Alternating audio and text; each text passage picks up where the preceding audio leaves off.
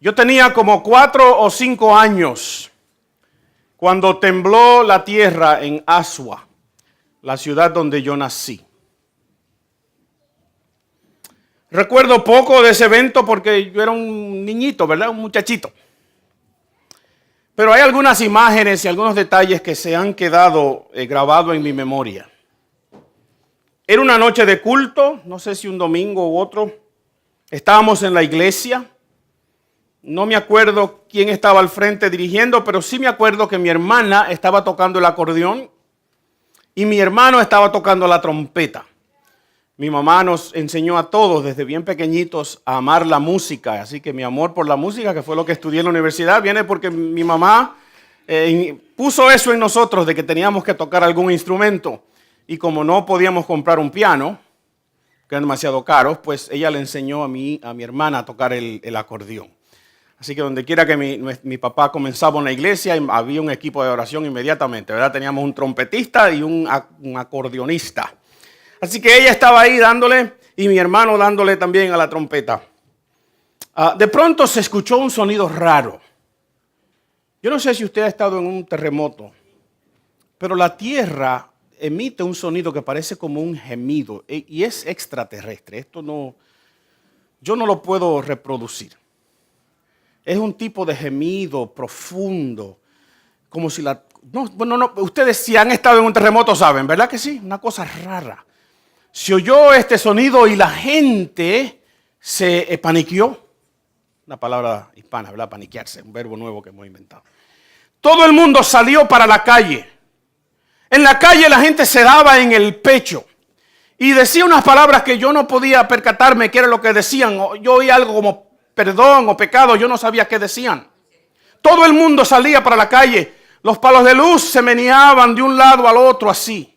Los alambres de electricidad se movían como si fueran un swing en un parque. Yo me empezó a dar miedo, no porque yo sabía lo que estaba pasando, sino porque yo veía el pánico en las caras de la gente. Todo el mundo salió para la calle. No me acuerdo cuánto duró aquel espectáculo, pero pareció que duró mucho tiempo. Lo que sí me acuerdo bien es que mi hermana y yo, no la que toca el acordeón, la otra que me sigue a mí, empezamos a reírnos. Ahora, no era risa de porque había algo chistoso, era risa de nervios. ¿A usted le ha dado risa de cuando se pone nervioso? Ella y yo empezamos a reírnos de los nervios. Mi mamá se indignó porque aquel y yo era como irreverente, ¿verdad? En un acto cataclísmico que nosotros nos estuviésemos riendo y ella nos corregía y nosotros nos reíamos más. De pronto cesó. Todo el mundo miró y empezaron poco a poco a entrar otra vez en sus casas. Pero unos segundos después empezó la tierra a menearse otra vez. Y todo el mundo para la calle. Y todo el mundo a darse en el pecho. Y yo y mi hermana a reírnos. Y mi mamá a corregirnos. Y yo y mi hermana a reírnos. ¿Por qué le estoy contando de un terremoto? Porque para nosotros no era nada. Yo era un niño de 4 o 5 años. Pero la gente que había vivido en Asua por mucho tiempo conocían su historia antigua. Asua fue destruida por un terremoto. Todavía están allí las ruinas. Ahora entonces entiendo por qué hay un vecindario en Asua que se llama Pueblo Viejo, donde están estas ruinas. Yo no sabía la importancia o la seriedad del asunto, pero los que habían oído la historia, no la habían vivido, pero la habían oído, sabían que cuando la tierra tiembla, uno sale para la calle porque algo le puede caer encima, ¿verdad? Lo de darse en el pecho es porque estamos un poquito preocupados a dónde vamos a ir si ese es nuestro último día. Y queremos arreglar las cosas con quien esté de aquel otro lado, ¿verdad que sí? Por si acaso. Por eso yo le digo que es mejor arreglarlas ahora y no tener que estar en un momento de pánico pensando si parto y me voy a la eternidad, ¿a dónde voy? Pero ¿por qué le hablo de esto? Porque la iglesia de la cual nosotros vamos a hablar hoy es una iglesia que pasa por algo parecido. Pero es una iglesia que también es más que ¿qué? más que vencedora. ¿Por qué es que somos vencedores? Porque somos fuertes. ¿Por qué es que le hemos puesto a estos estudios de Apocalipsis más que vencedores? ¿Porque tú y yo tenemos mucha fuerza? ¿Porque tú y yo tenemos mucho poder? No, porque hay alguien que venció ya y ha hecho posible que en este día yo diga, yo soy más que vencedor. Ahora tú me vas a decir, pastor, ahora mismo yo no estoy venciendo para nada. Me están venciendo. Las circunstancias en las cuales yo estoy viviendo ahora, pastor, son súper difíciles. Pero yo te digo a ti que tus circunstancias no definen tu situación y tu valor y tu posición frente a Dios. Es posible que tus circunstancias, humanamente hablando, sean difíciles, pero con Cristo tu eternidad está asegurada. Y tú eres más que vencedor sobre aquel que quiere hacerte daño espiritual y daño eterno. Tú eres más que vencedor. Entonces, yendo al pasaje que nos toca en el día de hoy, vamos a ver que esta iglesia a la cual Pablo le va a hablar es una iglesia que también es más que vencedora, no por su fuerza, no por su poder, sino porque Dios lo declara así. Y las cosas que Dios dice son las cosas que Dios hace. ¿Usted dice amén? Amén. Filadelfia fue fundada en el año 189 antes de Cristo. 189 antes de Cristo. Filadelfia sufrió un horrible terremoto en el año 17 antes de Cristo. Y la ciudad fue destruida completamente. Lo único que quedó de pie son estas ruinas que todavía están ahí. Son las ruinas de un templo, no sé exactamente a qué Dios, no importa porque no es al Dios verdadero, ¿verdad que sí? No importa qué nombre tenga ese Dios, no es el Dios verdadero, pero a un Dios o a una diosa, quizás Artemisa, no sabemos. Lo único que quedó de la ciudad intacto fue eso. Recuérdense ese detalle cuando leamos el pasaje, porque tiene mucho que ver. La gente vivía en las afueras de la ciudad típicamente, porque la ciudad sufría terremotos a menudo. Es un área volcánica en el medio de lo que es hoy Turquía. Por tanto, la gente no quería hacer sus casas de piedra y no las quería hacer dentro de la ciudad porque de vez en cuando y a cada rato que sucedía, se derrumbaban. Por tanto, vivían fuera. Vivían lejos de la ciudad y se dedicaban a sembrar a los productos de la tierra. Fue fundada por un rey que se llamaba Átalo Filadelfo. Y por eso la ciudad tiene el nombre de Filadelfo. Filadelfo quiere decir uno que ama a su hermano. Y por eso la ciudad que está en Pensilvania, que se llama Filadelfia, ¿verdad? Nosotros le hemos americanizado el nombre.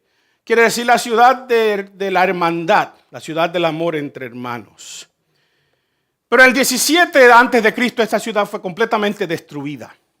El César, en un acto de benevolencia, les quitó los impuestos a los ciudadanos de la ciudad para que pudieran reconstruir. Y los ciudadanos en gratitud le pusieron a la ciudad otro nombre. En vez de llamarse Filadelfia le pusieron Neo Cesarea. Neo quiere decir nuevo, la nueva Cesarea. Más tarde, como en el año 80, justo antes de que Juan le escriba a esta iglesia, esta ciudad otra vez cambia su nombre y se pone el nombre de otra familia de los emperadores y se llama Flavia la ciudad. ¿Por qué? Porque le pusieron el nombre del emperador en ese momento. Así que en 2 ocasiones esta ciudad cambia su nombre. Acuérdense de esos detalles. Y teniéndolos en mente, vayan conmigo al capítulo 3 del libro de Apocalipsis.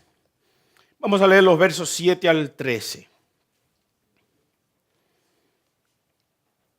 Apocalipsis 3, versos 7 al 13. Estoy leyendo en la Reina Valera la palabra del Señor, que es santa, porque quien la dio es santo. ¿Estamos claros? El versículo 7 dice: escribe al ángel de la iglesia en Filadelfia. Esto dice el santo, el verdadero, el que tiene la llave de David, el que abre y ninguno cierra, y cierra y ninguno abre. Yo conozco tus obras. He aquí he puesto delante de ti una puerta abierta, la cual nadie puede cerrar. Porque aunque tienes poca fuerza, has guardado mi palabra y no has negado mi nombre.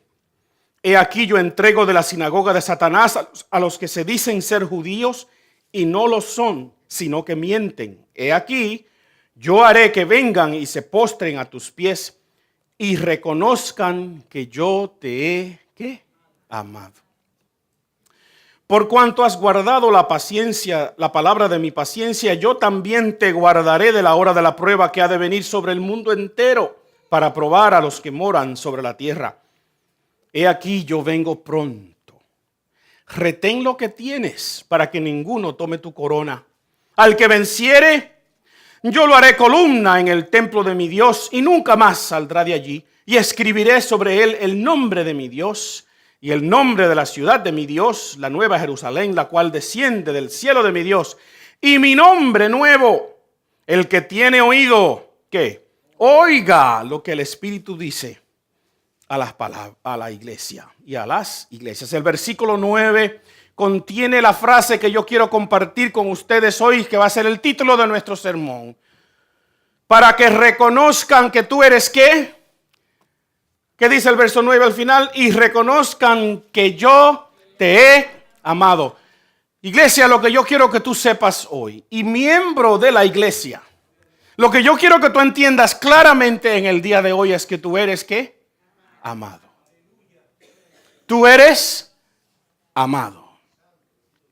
Ahora, ¿qué quiere decir ser amado por Dios? Nosotros tenemos una idea de lo que es amor que es bien equivocado. Confundimos el amor con emociones, ¿verdad? Confundimos el amor con cómo me siento. Por eso la gente se enamora y se desamora, ¿verdad? Esa palabra no existe, pero la inventamos, ustedes entienden lo que quiere decir, ¿verdad?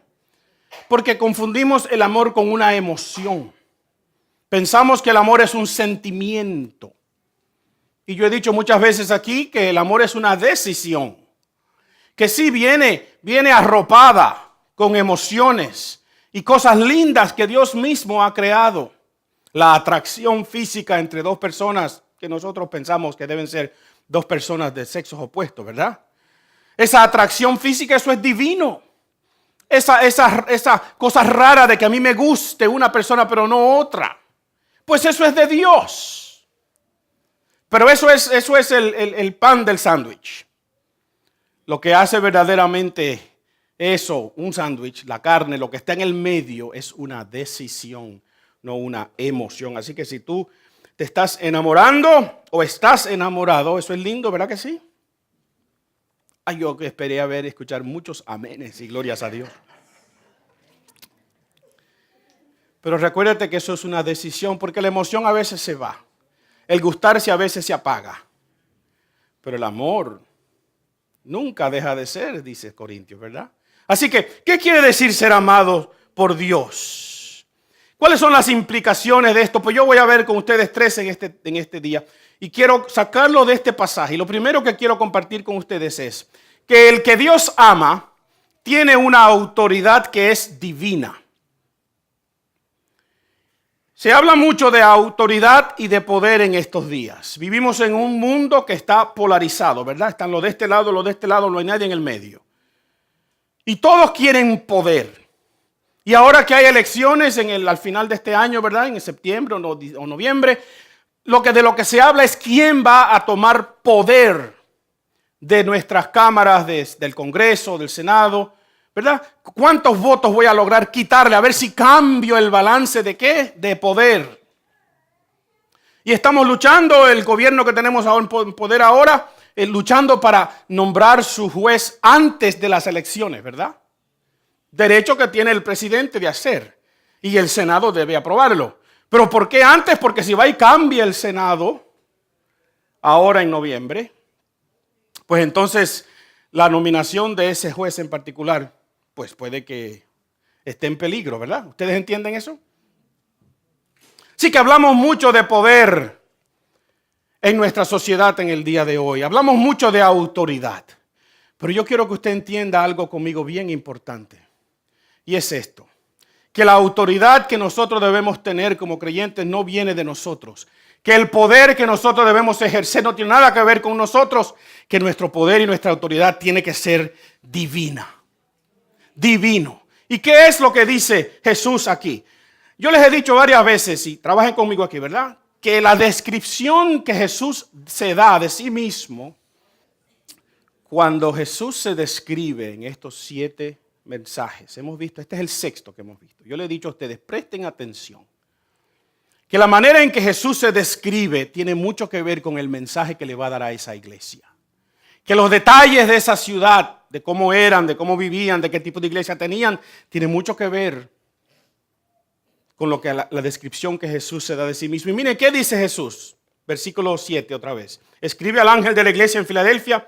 Esto dice el santo, el verdadero, ¿y quién más? El que tiene la llave de David. Esta expresión en la Biblia la entendemos porque la hemos visto antes. Yo le he dicho a ustedes que si usted va a leer el libro de Apocalipsis, tiene que tener su mano izquierda ¿dónde? En el Antiguo Testamento. Así que no se puede leer el libro de Apocalipsis en el teléfono. I'm sorry. Porque para poder leer bien este libro, usted tiene que tener la mano lista para buscar las citas una y otra vez que se dan de este libro en el Antiguo Testamento. Y nosotros sabemos en Isaías que Dios a través del profeta Isaías le dice al pueblo, estoy cansado de sus pecados. Cuidado cuando Dios dice eso de nosotros. Y le dice al tesorero de la ciudad, te voy a quitar y voy a poner otro.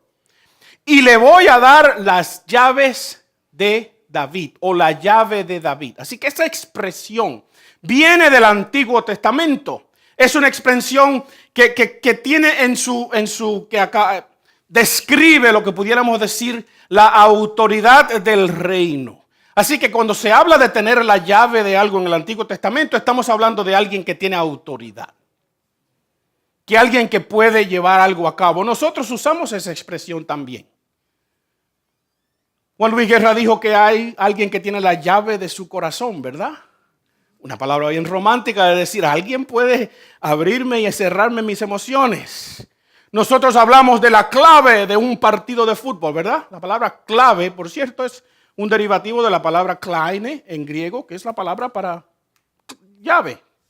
Así que cuando nosotros decimos la clave de algo, ¿qué es lo que estamos diciendo? Es lo importante, la llave que va a abrir algo es esto. Así que Jesús dice que ¿quién tiene la llave? Dice, yo tengo la llave de David. Y cuando yo abro, nadie cierra. Y cuando yo cierro, nadie abre. Así que tener las llaves implica autoridad. Y Jesús le va a decir a esta iglesia en unos momentos, yo abro una puerta que nadie puede cerrar para ustedes. Pero esa autoridad que tiene esa iglesia de pasar por esa puerta, ¿la tiene porque tienen ellos autoridad? No, la tienen porque quien tiene autoridad es el que tiene las llaves. Jesús le dijo a los escribas y a los fariseos, le dijo, ustedes tienen la llave de la ley. Ustedes pueden explicarle la ley a la gente, pero no lo hacen. Jesús le dijo a Pedro, tú eres una roca. Pero no Pedro, sino lo que Pedro acababa de decir, ¿verdad? Cuando Jesús preguntó, ¿quiénes dice la gente que yo soy? Ellos le dijeron, algunos dicen que tú eres Elías o un profeta. Y Jesús le dijo, ¿y ustedes? ¿Quiénes dicen que yo soy? ¿Qué dicen ustedes? Y Pedro, inspirado por Dios, ¿verdad? Dijo, tú eres el Cristo, el Hijo del Dios viviente. Y Jesús dijo, sobre esa roca, Pedro, yo fundaré mi iglesia y las puertas del Hades no prevalecerán contra ella. Y te daré las llaves del reino. Ahora nuestros compañeros católicos han tomado esa expresión para decir que el sacerdote literalmente puede abrir la llave de la salvación para alguien. Nosotros entendemos que no es Pedro quien tiene las llaves, ¿verdad que no? Quien tiene lo que Jesús estaba diciendo es que el evangelio, esa declaración que Pedro había dicho, eso era la clave para abrir el futuro. Y que nosotros, como sus agentes, pues nosotros somos agentes de Dios, instrumentos de Dios, ¿verdad? Cuando predicamos el evangelio, estamos literalmente abriendo las puertas del reino de Dios. Sería interesante pensar si nosotros no predicamos el evangelio, estamos cerrando la puerta. Pero Jesús mismo dijo, Pedro, esto no te lo reveló carne ni sangre, sino mi Padre que está en los cielos, y sobre estas rocas fundaré mi iglesia y las puertas del Hades, ¿qué? Así que si tú y yo dejamos de predicar, ¿saben quién? Otro predica. Piensen, recuérdense de eso cuando lleguemos al final de lo que vamos a decir en el día de hoy. Así que la autoridad viene de Dios. Quien tiene la autoridad es Jesús, quien abre la puerta y quien cierra la puerta, ¿verdad que sí? Jesús dice, se ha puesto literalmente un verbo pasivo perfecto. En otras palabras, tú no abriste la puerta se te ha abierto para ti. ¿Ustedes entienden la diferencia? Hay una gran diferencia en esa gramática, ¿verdad que sí? No dice abre la puerta y entra, dice se te ha abierto una puerta. Así que quien la abre es ¿quién? Es Dios. Y cuando Dios hace algo, ¿puede el ser humano detenerlo? ¿Puede el ser humano decir que no? ¿Puede el ser humano cerrar la puerta que Dios abre? Yo creo que no, mis queridos. Nuestra autoridad no viene entonces de nuestra propia fuerza. Viene de que es una autoridad que viene del cielo. Y nuestra fidelidad entonces no depende de nuestra fuerza. Pero yo sí quiero mencionar esto. Sí depende de nuestra voluntad. Porque ahí Jesús le dice, ustedes, versículo 8 al final, tienen poca fuerza, pero han guardado mi palabra y no han negado mi nombre. ¿Sabe? A veces nosotros queremos luchar la vida cristiana con nuestra propia fuerza. Y lo que Jesús nos está diciendo es, olvídate de tus fuerzas, tú no tienes. Quien es fuerte aquí soy yo. Lo que tú sí tienes es voluntad. Tú tienes a tu alcance la decisión de hacer las cosas que Dios te manda o no hacerlas. Tú puedes decidir por Dios o no decidir por Dios. No importa de lo que pensemos acerca de la soberanía de Dios. Entendemos que nosotros tenemos que someter nuestra voluntad a Dios. Y lo que Jesús siempre busca, lo que Dios siempre busca de nosotros, no es lo que podemos hacer, no es nuestro dinero, no es nuestro tiempo. Jesús busca nuestra voluntad. ¿Usted está conmigo? Porque donde está tu voluntad, Jesús dijo, donde está tu tesoro, tu corazón, ahí está tu tesoro. Así que cuando hablamos de ofrendas aquí al frente, perdónenme que le digas esto, pero lo que estamos hablando es de voluntad, no de su dinero. Porque donde está tu corazón, está tu tesoro.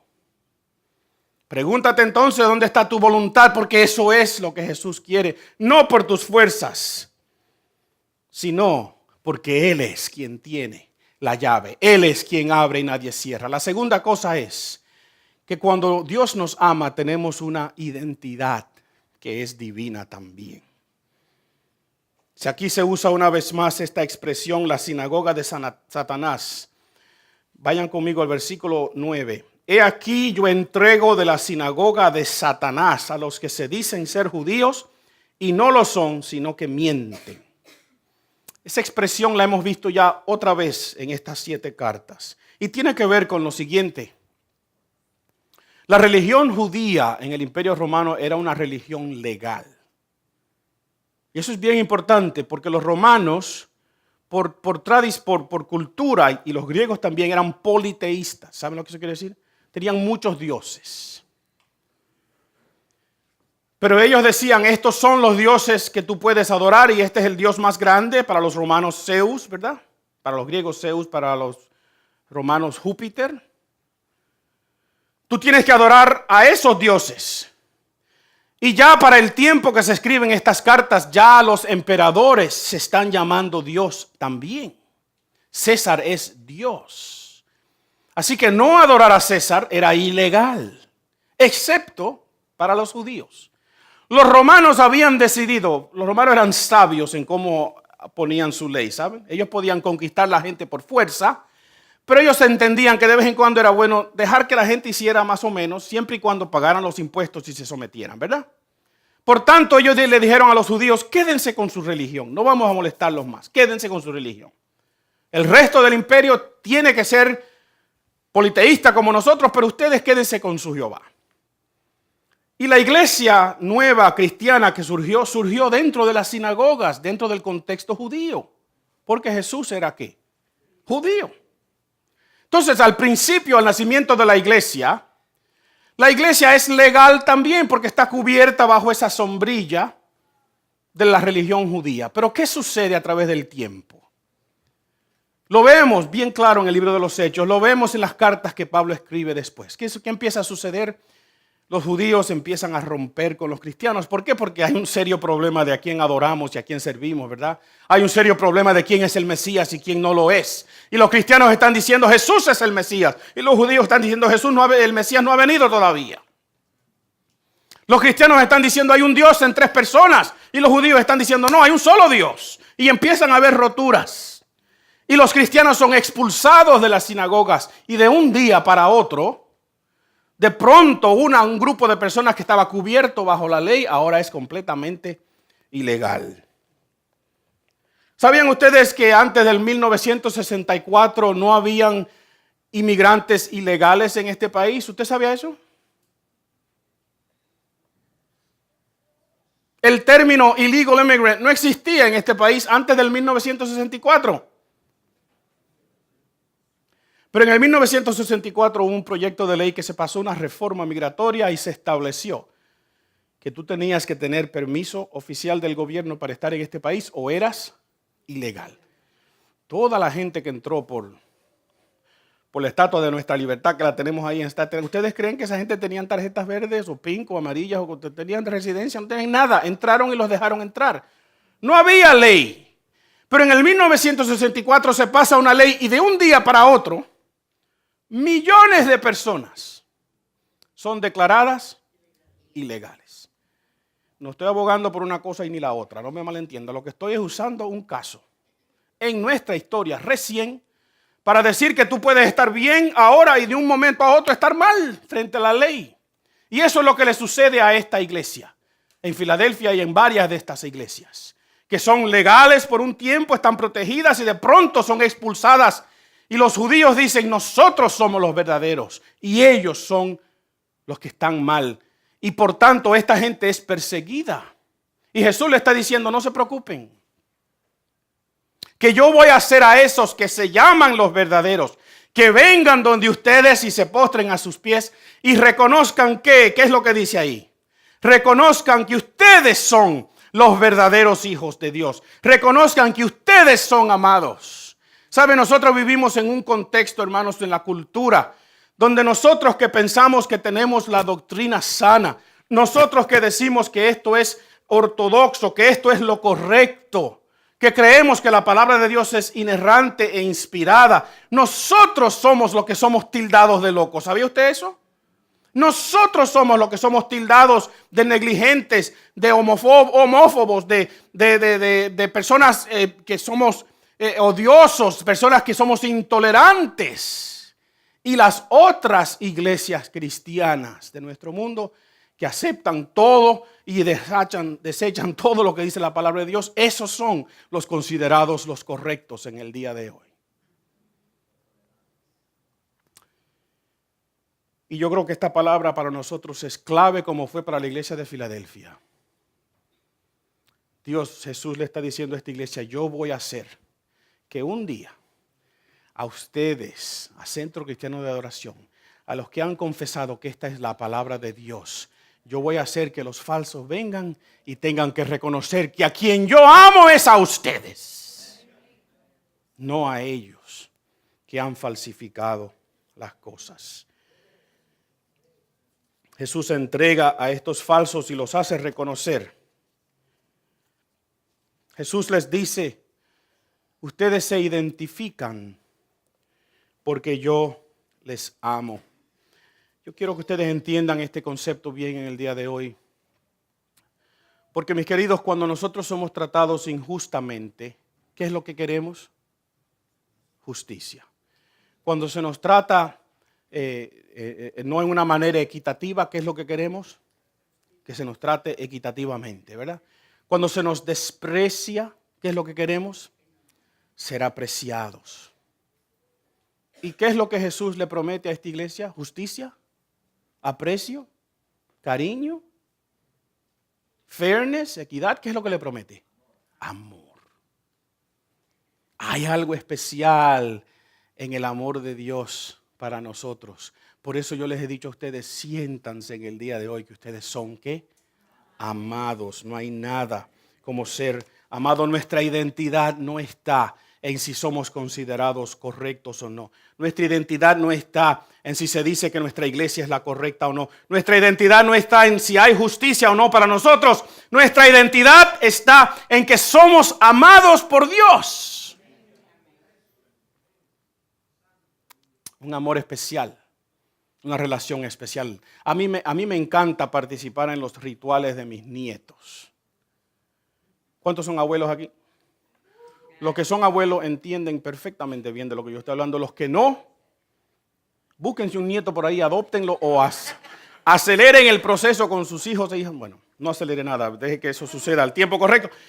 Pero a mí me encanta participar en los rituales donde nuestros nietos los acuestan, ¿verdad? Porque como Laura es una persona bien metódica, enseñó a nuestros hijos, ellos se dormían solos, ¿verdad? Los mandaban a acostar, ellos se acostaban desde chiquititos, no había nada de que hay que dormirlos ni que darle mecerlos, no, ellos se acuestan y se acostaban. Igual los dos nietos. Pero nosotros nos encanta, Laura y yo, ir a participar. A mí, yo hablo por Laura porque creo que le gusta también, pero a mí me encanta ir a participar de los rituales de ellos de acostarse. Y lo hago especialmente cuando Manuel está trabajando tarde, porque como policía lo mantienen a veces horas largas. Dina puede fácilmente acostar sus niños, ella sabe, y como ellos se acuestan solos no importa, ¿verdad? Pero los abuelos buscan cualquier excusa, ¿verdad? Para estar ahí. Pues nos encanta. Esta semana fuimos a acostar a nuestros niños, ¿verdad? Nosotros los bañamos, Dina va y prepara la leche de Lucas, nosotros los bañamos, después Laura coge a uno y yo a la otra o viceversa y los vestimos con sus pijamitas para dormir. Entonces Laura típicamente se queda con el chiquito y yo me llevo a Zoe a su cuarto porque ella tiene un ritual. A ella le leemos unos libros, ella ora, ella canta una cancioncita bien bonita y se acuesta a dormir. Entonces yo le digo, ok, Zoe, vamos a coger libros, vamos a leer. Y ella empieza a sacar mucho. Yo le digo, no, Zoe, 2 nada más. Pues ella me saca 2 libros, el primero nos sentamos, lo leemos, ¿verdad?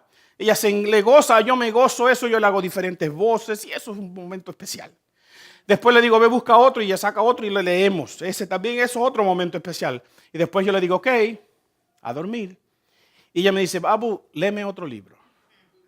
Yo le digo, no, 2 libros nada más. Abu, léeme otro libro. Y ahí nos pasamos 30 segundos discutiendo que si un libro o no. Yo le digo, Zoe, tienes que acostarte. Ella me empieza a mirar. Si ustedes conocen a mi nieta, saben que es lo más dulce del mundo, ¿verdad que sí? Y lo más tierno que hay. Pero de vez en cuando salió un poquito cabecidura quizás a su abuelo.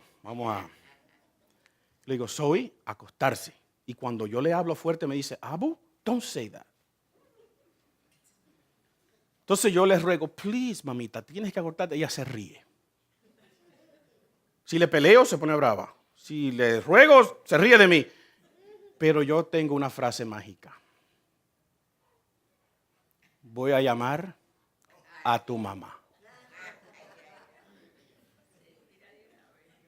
Desde que yo le digo eso, ella va y se pone al frente de su cama y me mira otra vez. Típicamente ya para ese tiempo Dina sabe que hace tiempo que ella debería estar durmiendo y Dina entra en el cuarto. Le dice, Zoe, a dormir. Y ella se encarama en su camita. Se acuesta, canta su cancioncita, ora por todo el mundo y todos sus juguetes y se duerme. Y yo pienso para mí, pero yo pudiera haberla obligado, ¿verdad que sí? Ella me obedece, pero hay algo en la relación de una madre con su hijo que no existe, no me importa cuán buen abuelo yo sea, que no existe entre un abuelo y un niño. Hay algo en la relación de padre e hijo, madre e hija, que es lo mismo, quizás en una manera simbólica de lo que yo quiero que tú pienses en el día de hoy, de que hay algo entre el amor de Dios contigo que no se puede reproducir. Que cuando Dios te dice tú eres amado, te está diciendo algo bien importante acerca de tu identidad.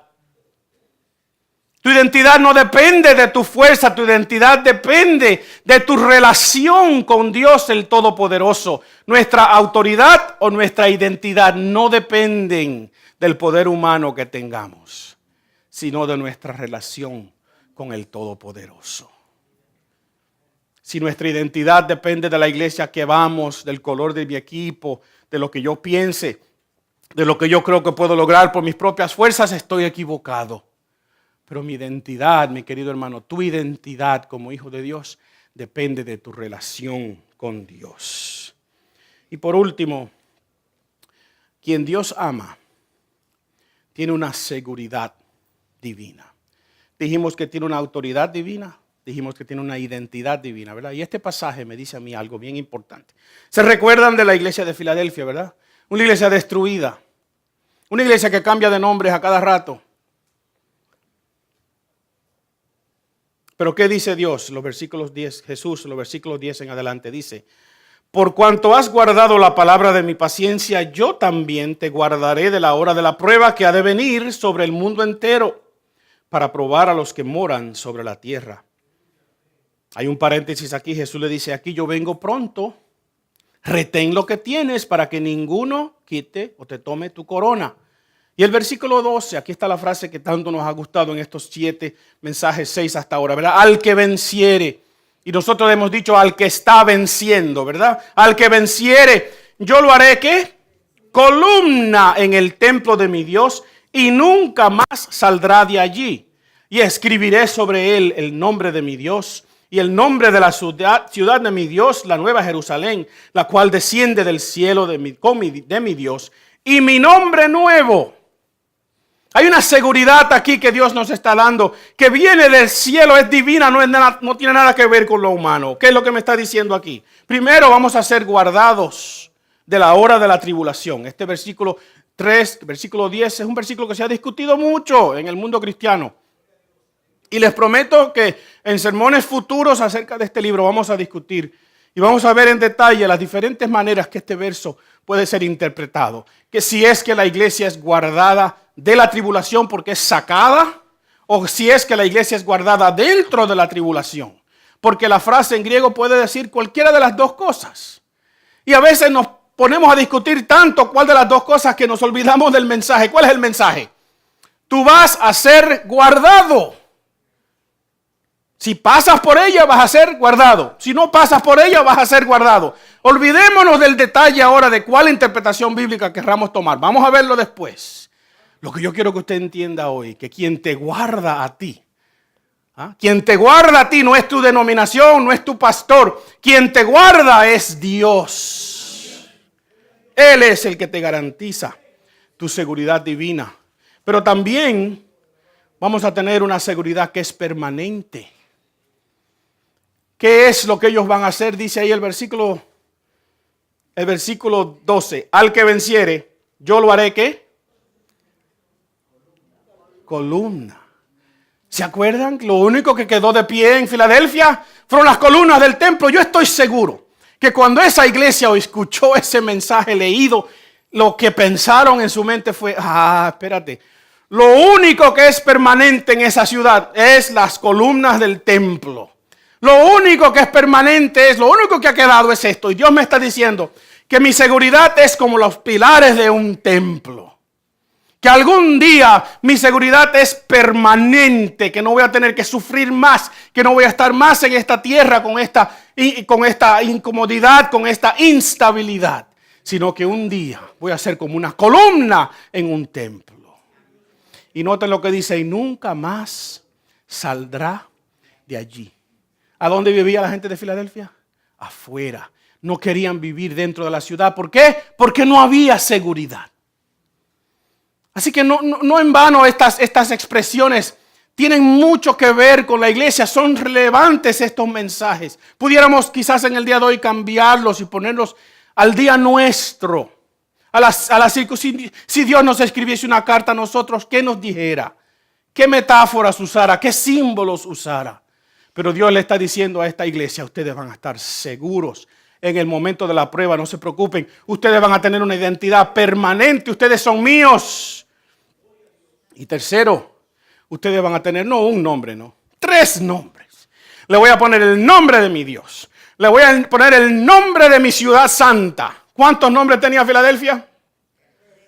Era una ciudad luchando por su identidad. Se llamaban Filadelfia, se llamaron Neo Cesarea, se llamaron Flavia. Y Dios le dice: no, Tú vas a tener un nombre.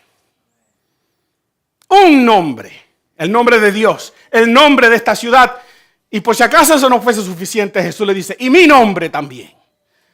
Porque el nombre es identidad en la Biblia, mis hermanos. Nosotros cuando decimos que somos cristianos, estamos diciendo mucho más que una mera fe. Estamos diciendo mucho más que a la iglesia a la cual asistimos. Estamos hablando mucho más de dónde nos reunimos y cuál día. Estamos diciendo que estamos identificados con el Todopoderoso. Estamos diciendo que estamos identificados con el que tiene las llaves, con el que abre y nadie cierra, y cierra y nadie abre. Tú tienes una identidad que nadie te puede quitar. Ojalá, mis hermanos, que nosotros entendamos estos mensajes. ¿Eres amado? ¿Eres amado? Si eres amado, tú tienes una autoridad divina. No confíes en tu propia autoridad. No confíes en tu propio poder. Quien abre y cierra, quien mueve y quita es Dios. Tú tienes una identidad divina. Dios va a decir, estos son los verdaderos. Quizás hoy nadie dice eso de nosotros. Quizás hoy somos la minoría. Pero un día se va a decir de la iglesia de Cristo, la verdadera iglesia de Cristo, ustedes son los verdaderos cristianos y yo voy a estar ahí. I don't know where you're going to be, but I'm going to be there. Tú tienes una identidad divina. Pero ¿saben qué? Esto no te lo garantiza ningún abogado, ningún contrato. Esto te lo garantiza Dios mismo. Tú tienes una seguridad divina. Por tanto, las palabras del versículo 11 son clave para nosotros. Así termina este pasaje, igual que los otros. El que tiene oído, oiga lo que el Espíritu dice a las iglesias. Pero el versículo 11 dice, he aquí yo vengo pronto. Retén lo que tienes para que ninguno tome tu corona. Y entendamos aquí que corona no está hablando de vida eterna.